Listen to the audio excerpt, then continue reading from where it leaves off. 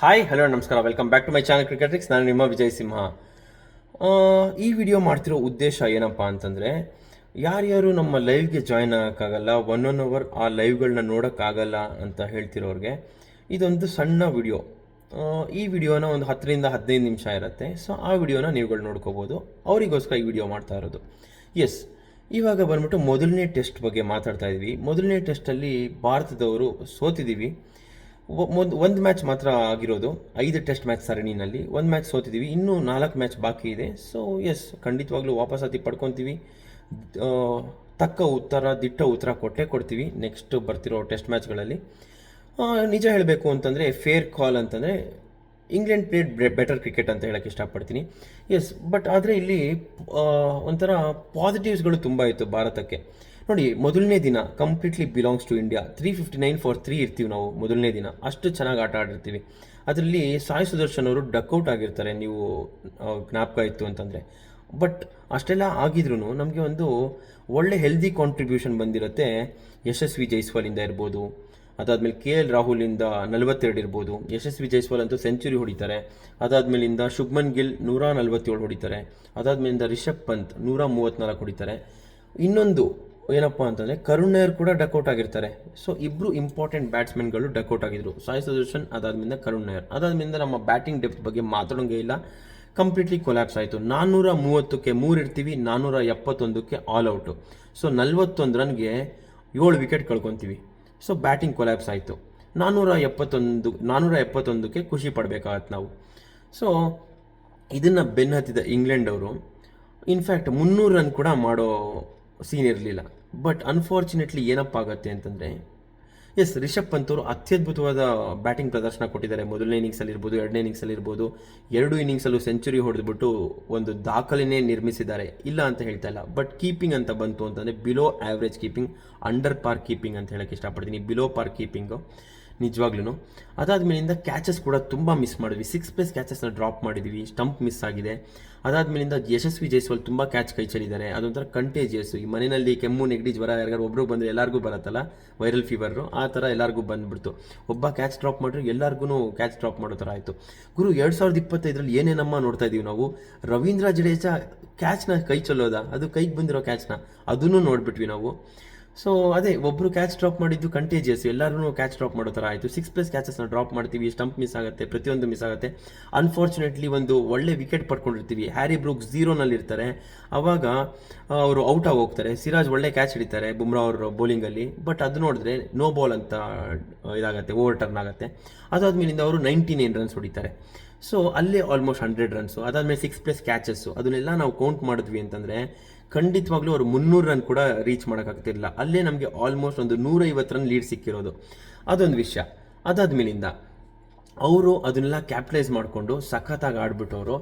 Second innings ಸಖತ್ತಾಗೆ ಒಂದು ಒಳ್ಳೆ performance. ಯಾವ್ಯಾವ ಕ್ಯಾಚ್ನ ಡ್ರಾಪ್ ಮಾಡ್ತೀರಾ, ನಾವು ಅದನ್ನೆಲ್ಲ ಚೆನ್ನಾಗಿ ಕ್ಯಾಪಿಟಲೈಸ್ ಮಾಡ್ಕೊತೀವಿ ಅಂದ್ಬಿಟ್ಟು ಚೆನ್ನಾಗಿ ಒಳ್ಳೆ ಪ್ರದರ್ಶನ ಕೊಟ್ಬಿಟ್ಟು ಬೆನ್ ಡಕೆಟ್ ಅವರು 62 ರನ್ ಹೊಡಿತಾರೆ. ಆಲಿಪಾಪ್ ಅವರು ಲಾಲಿಪಾಪ್ ತಿನ್ನಿಸ್ತಾರೆ. ನಮ್ಮ ಬೌಲರ್ಗಳಿಗೆ 106 ಹೊಡಿತಾರೆ, ಸೆಂಚುರಿ ಹೊಡಿತಾರೆ. ಅದಾದ್ಮೇಲೆ ಹ್ಯಾರಿ ಬ್ರೂಕ್ ಅವರು ಸಖತ್ತಾಗಿ ಒಂದು ಜೀವದಾನ ಸಿಕ್ತು, ನೋ ಬಾಲ್ ಅಂತ ಕೊಟ್ಟರು ಔಟ್ ಆಗಿದ್ದನ್ನ ಅವರು ಅದನ್ನು ಕಂಪ್ಲೀಟಾಗಿ ಯುಟಿಲೈಸ್ ಮಾಡಿಕೊಂಡು 99 ಹೊಡಿತಾರೆ, 99 ಹೊಡಿತಾರೆ. ಕೇವಲ 1 ರನ್ನಿಂದ 100ನ ಮಿಸ್ ಮಾಡ್ಕೊತಾರೆ, ವೆಲ್ ಡಿಸರ್ವ್ಡ್ 100ನ ಮಿಸ್ ಮಾಡ್ಕೊತಾರೆ. ಅದಾದ್ಮೇಲಿಂದ ಕಂಪ್ಲೀಟ್ಲಿ ಒಂದು ಕಂಪ್ಲೀಟ್ ಟೀಮ್ ಪರ್ಫಾರ್ಮೆನ್ಸ್ ಬಂತು. ಇವ್ರದಲ್ಲಿ ಯಾವುದೇ ಥರದ ಕೊಲ್ಯಾಪ್ಸ್ ಕಾಣಿಸ್ಲಿಲ್ಲ. ನೋಡಿ, ಜೋ ರೂಟ್ 28 ರನ್ ಹೊಡೆದಿರ್ಬೋದು, ಸ್ಟೋಕ್ಸ್ 20 ರನ್ ಹೊಡೆದ್ರು, ಜೇಮಿ ಸ್ಮಿತ್ 40 ರನ್ ಹೊಡೆದ್ರು, ಕ್ರಿಸ್ ವೋಕ್ಸ್ ಬೌಲರ್ಸ್ ಕೂಡ ಕಾಂಟ್ರಿಬ್ಯೂಷನ್ ಬಂತು. Chris Woakes 38 run, Brydon Carse bowler 20+ runs. Last batsman Tongue ಅವರು ಕೂಡ ಡೆಬ್ಯೂ ಗೇಮಲ್ಲಿ ಅವರು ಕೂಡ ಡಬಲ್ ಡಿಜಿಟ್ ಸ್ಕೋರ್ ಮಾಡ್ತಾರೆ. ಅದಾದಮೇಲಿಂದ ಇನ್ನೊಂದು ವಿಷಯ ಏನಪ್ಪ ಅಂತಂದರೆ, ನಾವು ಸೆಕೆಂಡ್ ಇನ್ನಿಂಗ್ಸ್ ಶುರು ಆಗುತ್ತೆ ನಮ್ಮದು. ಅವರು 465 ಹೊಡಿತಾರೆ, ನಾವು 471 ಹೊಡಿತೀವಿ, ಅವ್ರು 465 ಹೊಡಿತಾರೆ. ಅವರು 300 ರನ್ ಕೂಡ ಮಾಡ್ತಿರಲಿಲ್ಲ. ಆಲ್ ಕ್ರೆಡಿಟ್ಸ್ ಯಾರಿಗಪ್ಪ ಅಂತಂದರೆ ನಮ್ಮ ಫೀಲ್ಡರ್ಸ್ಗಳಿಗೆ. 6 ಕ್ಯಾಚ್ನ ಡ್ರಾಪ್ ಮಾಡಿದ್ವಿ, ಸ್ಟಂಪ್ಗಳನ್ನ ಮಿಸ್ ಮಾಡಿದ್ವಿ. ಅದಾದಮೇಲಿಂದ ಅನ್ಫಾರ್ಚುನೇಟ್ಲಿ ಒಂದು ಔಟ್ ಆಗಿರುತ್ತೆ, ಅದು ನೋ ಬಾಲ್ ಅಂತ ಆಗುತ್ತೆ. ಅದಾದಮೇಲಿಂದ ಇನ್ನೊಂದು LBW ಆಗಿರುತ್ತೆ, ಅದು ನೋಡಿದ್ರೆ ಅಂಪೈರ್ಸ್ ಕಾಲ್ ಅಂತ ಆಗುತ್ತೆ. ಸೊ ಲಕ್ ಕೂಡ ನಮ್ಮ ಇದರಲ್ಲಿ ಇರಲಿಲ್ಲ. ಸೊ ಹಾಗಾಗಿ 465, ಜಸ್ಟ್ 6 ರನ್ಸ್ ಮಾತ್ರ ಲೀಡ್ ಬರುತ್ತೆ ನಮ್ಮದು. ಸೆಕೆಂಡ್ ಇನ್ನಿಂಗ್ಸಲ್ಲಿ ಸ್ಟಾರ್ಟಿಂಗಲ್ಲೇ ಒಂದು ಆಘಾತ ಆಗುತ್ತೆ, ಯಶಸ್ವಿ ಜೈಸ್ವಾಲ್ ಅವರು ಔಟ್ ಆಗ್ತಾರೆ. ಅದಾದ್ಮೇಲೆ ಒಂದು ಒಳ್ಳೆ ಪಾರ್ಟ್ನರ್ಶಿಪ್ ಡೆವಲಪ್ ಆಗ್ತಿದ್ಯಪ್ಪ ಅನ್ನೋ ಜೊತೆಗೆ ಸಾಯಿ ಸುದರ್ಶನ್ ಅವರು 30 ರನ್ ಹೊಡೆದ್ಬಿಟ್ಟು ಔಟ್ ಆಗ್ತಾರೆ. ಸೆಕೆಂಡ್ ಇನ್ನಿಂಗ್ಸಲ್ಲೂ ಅಷ್ಟೇ ಸಾಯಿ ಸುದರ್ಶನ್ 30 ರನ್ ಹೊಡಿತಾರೆ, ಕರುಣ್ ನಾಯರ್ ಅವರು 20 ರನ್ ಹೊಡಿತಾರೆ. ಇವರಿಬ್ಬರದ್ದು ಸೇರಿಸಿ ಕೇವಲ 50 ರನ್ನು. ಅದಾದ್ಮೇಲಿಂದ ಯಶಸ್ವಿ ಜೈಸ್ವಾಲ್ ಅವರು ಕೇವಲ 4 ರನ್ ಹೊಡೆದು ಔಟ್ ಆಗ್ತಾರೆ. ಅದಾದ್ಮೇಲೆ ಶುಭ್ಮನ್ ಗಿಲ್ ಕೂಡ ಅಷ್ಟೇ ಕೇವಲ 8 ರನ್ನಿಗೆ ಔಟ್ ಆಗ್ತಾರೆ. ಅಲ್ಲಿ ರನ್ಸ್ ಯಾರಿಂದ ಅಪ್ಪ ಬಂದಿದ್ದು ಅಂತ ಕೇಳಿದ್ರೆ KL ರಾಹುಲ್ 137 ಹೊಡಿತಾರೆ, ಒಳ್ಳೆ ಆಟ ಆಡಿದ್ರು. ಅದಾದ್ಮೇಲೆ ರಿಷಬ್ ಪಂತ್ 118 ರನ್ನು, 2 ಇನ್ನಿಂಗ್ಸಲ್ಲೂ 100 ಬಂತು ರಿಷಬ್ ಪಂತ್ ಬ್ಯಾಟಿಂದ. ಇದೊಂದು ಸಾಧನೆಯೇ ಮಾಡಿದ್ರು ಅವರು as A wicket keeper batter. ಒಂದು ಮೈಲಿಗಲ್ನ ತಲುಪಿದ್ರು, ಒಂದು ಇತಿಹಾಸನ ಸೃಷ್ಟಿ ಮಾಡಿದ್ರು. ಬ್ಯಾಟಿಂಗ್ ನೋ ಕಂಪ್ಲೇಂಟ್, ಸಖತ್ತಾಗಿ ಆಡಿದ್ದಾರೆ, ಸೂಪರ್ ಆಗಿ ಆಡಿದ್ದಾರೆ, ಇತಿಹಾಸನೇ ಸೃಷ್ಟಿ ಮಾಡಿದ್ದಾರೆ. ಬಟ್ ಕೀಪಿಂಗ್ ಅಂತ ಬಂತು ಅಂತಂದರೆ ಬಿಲೋ ಆ್ಯಾವ್ರೇಜ್, ಅಂಡರ್ ಪಾರ್ ಕೀಪಿಂಗ್ ಅಂತ ಹೇಳೋಕ್ಕೆ ವಿಪರ್ಯಾಸ, ಏನು ಮಾಡೋಕ್ಕಾಗಲ್ಲ. ಅದಾದ್ಮೇಲಿಂದ ರವೀಂದ್ರ ಜಡೇಜಾಗೆ ಯಾರೂ ಸಾಥ್ ಕೊಡಲಿಲ್ಲ. 25 ರನ್ ಹೊಡೆದು ನಾಟ್ಔಟ್ ಬ್ಯಾಟ್ಸ್ಮನ್ ಆಗಿರ್ತಾರೆ. ಒಂದೇ ಓವರಲ್ಲಿ 3 ವಿಕೆಟ್ ಹೊಟ್ಟೋಗುತ್ತೆ. ಶಾರ್ದುಲ್ ಠಾಕೂರ್ ಇರ್ಬೋದು, ಸಿರಾಜ್ ಇರ್ಬೋದು. ಅದಾದ್ಮೇಲೆ 3ನೇ ಬಾಲ್ ಇನ್ಫ್ಯಾಕ್ಟ್ ಹ್ಯಾಟ್ರಿಕ್ ಆಗಬೇಕಾಗಿದ್ದು ಮಿಸ್ ಆಗುತ್ತೆ. 4ನೇ ಬಾಲು ಬುಮ್ರಾ ಅವ್ರು ಬೋಲ್ಡ್ ಆಗ್ತಾರೆ. ಸೊ ಜಾಶ್ ಟಂಗನ್ ಅವರು ಡೆಬ್ಯೂ ಮಾಡ್ತಾರೆ, ಒಳ್ಳೆ ಡೆಬ್ಯೂ ಆಯಿತು. ಇನ್ಫ್ಯಾಕ್ಟ್ 7 ವಿಕೆಟ್ಸ್ ಪಡ್ಕೊತಾರೆ 2 ಇನ್ನಿಂಗ್ಸಲ್ಲೂ ಸೇರಿ. ಮೊದಲನೇ ಇನ್ನಿಂಗ್ಸಲ್ಲಿ 4 ವಿಕೆಟು, 2ನೇ ಇನ್ನಿಂಗ್ಸಲ್ಲಿ 3 ವಿಕೆಟು. ಒಳ್ಳೆ ಡೆಬ್ಯೂ ಆಯಿತು ಜಾಶ್ ಟಂಗ್ಗೆ. ಅದಾದ್ಮೇಲಿಂದ ಇನ್ನು ಬ್ಯಾಟಿಂಗಲ್ಲಿ ಬೇರೆ ಯಾರು ಅಂತ ಹೇಳ್ಕೊಳ್ಳುವಂಥ ಪರ್ಫಾರ್ಮೆನ್ಸ್ ಬಂದಿಲ್ಲ. ಸೊ ಹಾಗಾಗಿ ನಾವು ಕೇವಲ 364 ರನ್ಗೆ ತೃಪ್ತಿ ಪಡ್ಕೋಬೇಕಾಗತ್ತೆ. ಅದರಲ್ಲೂ 364ಕ್ಕೆ ತುಂಬ ಒಂದು ಮುಖ್ಯ ಪಾತ್ರಧಾರಿಗಳು ಯಾರಪ್ಪ ಅಂತಂದರೆ ರಾಹುಲ್ಲು, ಅದಾದ್ಮೇಲಿಂದ ಪಂತಣ್ಣ, ಇವರಿಬ್ಬರೇ. ಸೊ ಹಾಗಾಗಿ 364 plus 6 run lead, so 371 target ಆಗುತ್ತೆ. ಇವತ್ತು 4ನೇ ದಿನ 21 ಫಾರ್ ನೋ ಲಾಸ್ ಇರುತ್ತೆ. ಅದಾದಮೇಲೆ 5ನೇ ದಿನ ಬರ್ತಾರೆ, ಮತ್ತೆ ಅದೇ ಕತೆ, ಅದೇ ರಾಗ, ಅದೇ ಹಾಡು. ಮತ್ತು ಕ್ಯಾಚ್ಗಳನ್ನ ಡ್ರಾಪ್ ಮಾಡ್ತೀವಿ. 98ಅಲ್ಲಿ ಇದ್ದಂಥ ಡಕೆಟ್ಟು 149 ಹೊಡಿತಾರೆ, 51 ರನ್ ಅಲ್ಲಿ ಎಕ್ಸ್ಟ್ರಾ ಆ್ಯಡ್ ಆಯಿತು. ಅದಾದಮೇಲೆ ಫೀಲ್ಡಿಂಗ್ ಕೂಡ ನಮ್ಮದು ಆ್ಯಾವ್ರೇಜು, ಕೀಪಿಂಗ್ ಕೂಡ ಆ್ಯಾವ್ರೇಜು, ಮತ್ತು ಅದೇ ರಾಗ ಅದೇ ಕತೆ. ಮತ್ತು 188 ತನಕ ಅವ್ರು ಮೊದಲನೇ ವಿಕೆಟ್ ಪತನ ಆಗಲ್ಲ, ಅಲ್ಲೇ ಅವ್ರು ಆಲ್ಮೋಸ್ಟ್ 60% ಗೆದ್ಬಿಟ್ರು. ಅದಾದಮೇಲಿಂದ ಒಂದು ಸಣ್ಣ ರೇ ಆಫ್ ಹೋಪ್ ಕ್ರಿಯೇಟ್ ಆಗುತ್ತೆ, ಝ್ಯಾಕ್ ಕ್ರಾಲಿ ಅವರು ಔಟ್ ಆಗ್ತಾರೆ. ಅದಾದಮೇಲಿಂದ ಓಲಿ ಪೋಪ್ ಅವರು ಇನ್ನೊಂದು 18 ರನ್ ಪಾರ್ಟ್ನರ್ಶಿಪ್ ಬಿಲ್ಡ್ ಆಗ್ತಿದೆ ಅನ್ನೋ ಜೊತೆಗೆ ಓಲಿ ಪೋಪ್ ಅವರು ಫಸ್ಟ್ ಮ್ಯಾಚಲ್ಲಿ ಲಾಲಿಪಾಪ್ ನಮ್ಮ ಭಾರತೀಯರಿಗೆ ತಿನ್ನಿಸ್ತಾರೆ. ಸೆಕೆಂಡ್ ಇನ್ನಿಂಗ್ಸಲ್ಲಿ ಅವರೇ ಲಾಲಿಪಾಪ್ ತಿನ್ಕೊಂಡು ಹೊಟ್ಟೋಗ್ತಾರೆ. ಅದಾದ್ಮೇಲೆ 253 ಫಾರ್ 2 ಇದ್ದಿದ್ದು 253 ಫಾರ್ 4 ಆಗೋಗುತ್ತೆ ಸಡನ್ನಾಗೆ. ಬೆನ್ ಡಕೆಟ್ ಅವ್ರು ಔಟ್ ಆಗ್ತಾರೆ. ಅದಾದ್ಮೇಲಿಂದ ಅದ್ರ ನೆಕ್ಸ್ಟ್ ಬಾಲೇ ಇನ್ಫ್ಯಾಕ್ಟ್ ಹ್ಯಾರಿ ಬ್ರೂಕ್ ಅವರು ಡಕ್ಔಟ್ ಆಗ್ತಾರೆ. ಸೊ ಒಂದು ಸಣ್ಣ ರೇ ಆಫ್ ಹೋಪ್ ಅಂತ ಒಂದು ಸೃಷ್ಟಿ ಆಗುತ್ತೆ.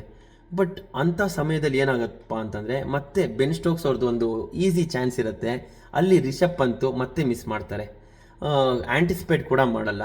ಅಲ್ಲಿ ಮತ್ತೆ ಇನ್ನೊಂದು ಜೀವದಾನ ಸಿಗುತ್ತೆ. ಬೆನ್ ಸ್ಟೋಕ್ಸ್ ಅವರು ಆದಮೇಲೆ ಅಂಥ ಏನು ಇಂಪ್ಯಾಕ್ಟ್ ಮಾಡಲಿಲ್ಲ. ಬಟ್ ಪಾರ್ಟ್ನರ್ಶಿಪ್ ಡೆವಲಪ್ ಆಯ್ತಾ ಹೋಗಿತ್ತು, 49 ರನ್ ಪಾರ್ಟ್ನರ್ಶಿಪ್ ಬಂತು, ಅಲ್ಲೊಂದು ಮತ್ತೆ ಮಿಸ್ ಆಯಿತು ನಮ್ಮದು.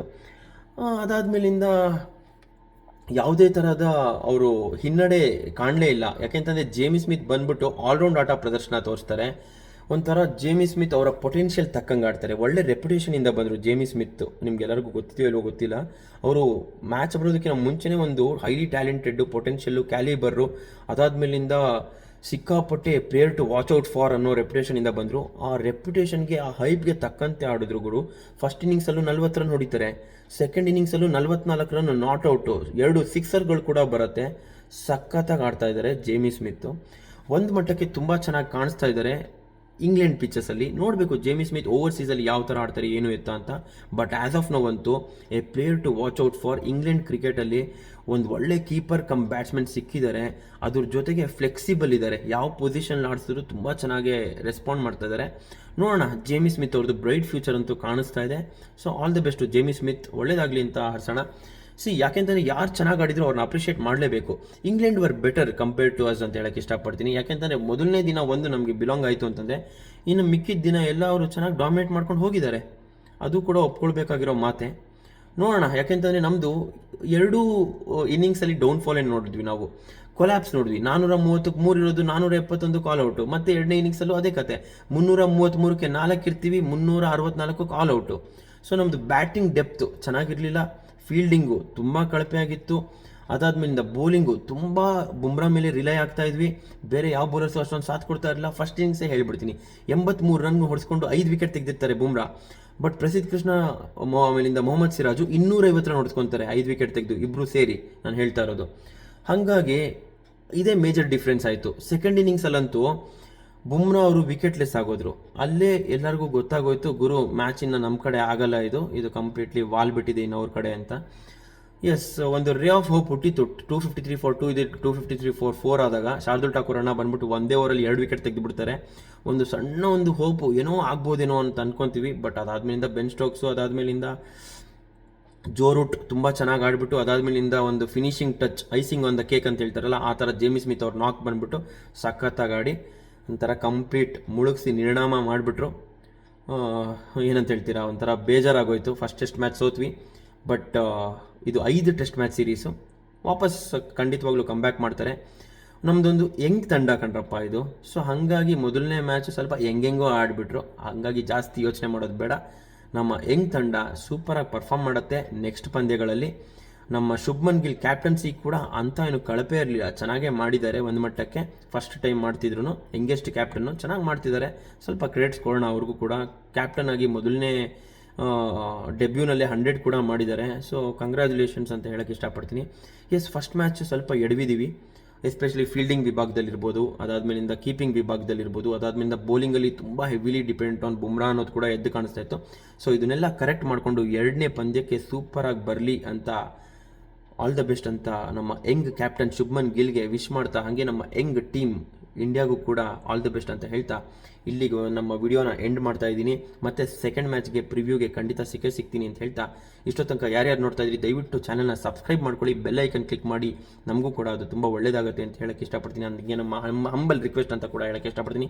S, thank you so much for watching. ಧನ್ಯವಾದಗಳು, ನಮಸ್ಕಾರ, ಥ್ಯಾಂಕ್ ಯು ಸೋ ಮಚ್.